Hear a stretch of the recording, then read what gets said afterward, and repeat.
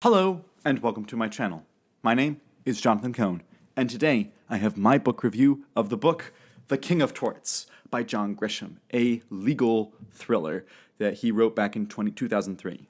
This is the 9th John Grisham book I've read, and just to really briefly overview my thoughts on John Grisham, I've read A Time to Kill, top favorite book of all time. Sycamore Row, also a favorite book of all time. A Time for Mercy, a book I really enjoyed. The book The Summons, which was fine. It was fine. I also read The Litigators, superb book, top book of the year for me. I also read The Pelican Brief, really good book. And then I've read Rooster Bar, which was good, but it bothered me. And then The Brethren, which was actually really entertaining, but also in some ways bothered me. And The King of Torts falls into the category of really entertaining, but it bothers me. Let me get into why overall. So this book follows the character of Clay Carter. He is a lawyer in D.C. A shocking development that a John Grisham character is a lawyer. But he's a lawyer. He lives in D.C. He was a public defender for the Office of Public Defenders, and he gets the tip about something that could be a big tort case, and he's offered an exclusive deal to start it, and he would get a lot of the money from that tort case. And so he decides to start his own firm using some startup money, and he's able to go from being just a lowly public defender with like no life to being the king of torts, to being the biggest tort lawyer in the country. And for those of you who may not know, tort law is like when you have a bunch of people who have a case against one group. And so these people from across the country all try different cases together as a group. And so you have, for instance, in this book, there's a pharmaceutical company which has created these pharmaceutical companies are creating drugs that have bad side effects that the companies did not advertise. And so these tort lawyers go in and they get thousands of people from across the country to all file different court cases, and then they go to the pharmaceutical company and say, hey, we want you to pay our people or we're going to sue you, basically. And so they end up settling, and they end up coming to an agreement where they pay the people, where the pharmaceutical company pays the people for damages. And as part of that, the pharmaceutical company also pays the lawyers per client that they have. So the more clients they have in this tort deal, the more money that the lawyers get. And so the lawyers make they make millions and millions and millions of dollars, whereas the people that they're serving get paid thousands, tens of thousands. People still get money, but the lawyers are getting quite a lot of it. And so in this book, you see the rise of this Clay Carter as he goes from having virtually nothing to being the king of torts, to being the biggest tort lawyer and being the biggest name in town.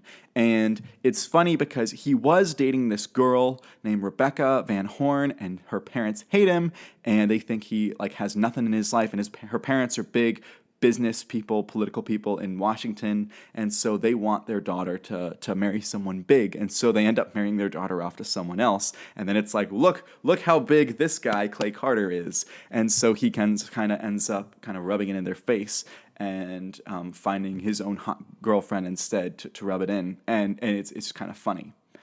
That being said, I have some significant problems with the morality of the main character. He is way too eager to break up Rebecca's marriage. It is wrong that he tries to do that at all. And the fact that he's just so eager throughout the book and keeps talking about how he'll wait till she gets divorced and things like that, even though she doesn't think she's going to get divorced, it's just sick. It's just, he's sick. His initial plans at the beginning of the book are to both get rich quick and also help people out. And so he's kind of a morally okay character. And then by the end, when he's just trying to get rich quick and also trying to break up a marriage, he's just sick in that aspect. And then also, so much of the book revolves around the characters thinking about sexual elements and sexual things, and I won't get into them, but it's just gross. It's not what people are meant to do. People are supposed to be chaste and supposed to be nice to other people, and anyway, he's sick, and so I kind of was bothered by that.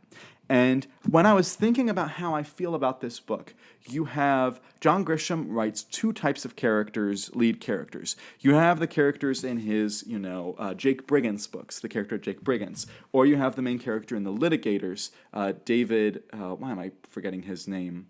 David Zink in the Litigators. And these are good guys who are trying to do the right thing. I would even throw in the Pelican Brief, the main character from that. These are good guys trying to do the right thing and help people out.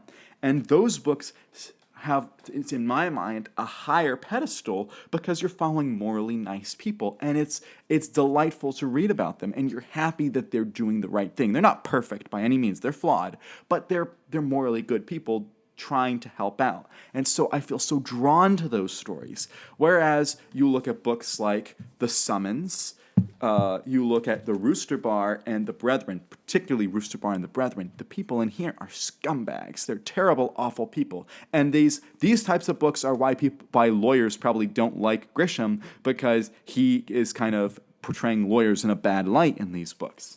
And I can see that, and this book kind of follows in that line. And it's harder for me to cheer for a character when they're so terrible. And these books often have tragic endings, semi-tragic endings, and this one also has a semi-tragic ending. But it's really hard for me to get behind that semi-tragic ending when when it's not tragic enough. This character needed to be taken down 10 pegs, and instead at the end of the book, he's only taken down 5. And I was really frustrated by that. He gives him a bittersweet ending. It should have just been a bitter ending. This is a terrible scumbag character. Don't like him at all. And so, that really bugs me. And so I wish Grisham would stick to the good guy character who's having a good moral guy who's surrounded by scumbags, make him the protagonist. I love it when he does that. But when he does it where the main character, the main person you're following throughout the entire book is the scumbag, it's tough. It's tough to read. That being said, it's an entertaining book. I blew through this book. The only reason I didn't finish it I read it in 3 days. The only reason I didn't finish it in 2 days is because I had a surprise gathering of people that I knew that I had to go to, and so I did that instead of reading that night. I only read a little bit that night. But if I hadn't done that, I would have blazed through this super fast because it's an entertaining read. So in terms of being an entertaining read, this book gets lots of points because it's entertaining and it's lots of fun.